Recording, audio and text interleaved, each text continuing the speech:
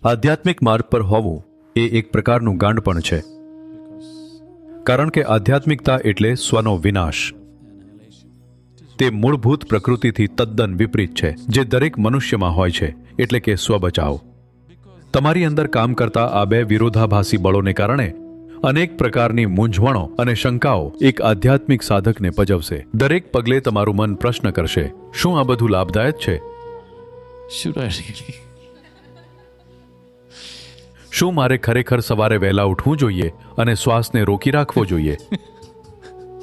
વાત માત્ર એટલી છે કે જીવને હજી તમને પૂરતા પછાડ્યા નથી.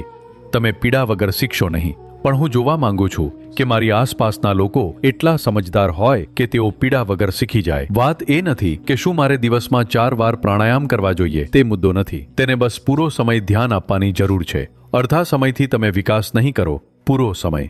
ઓહ, તો શું મારે પરિવાર છોડી દેવો જોઈએ? શું મારે કામ છોડી દેવું જોઈએ? ના, તમારે તમારા કામને, પરિવારને, દરેકે વસ્તુને એક આધ્યાત્મિક પ્રક્રિયામાં બદલવી પડશે. તમે ખાઓ છો કે તમે લોકો સાથે રહો છો, કારણ કે તમારે આધ્યાત્મમાં આગળ વધવું છે.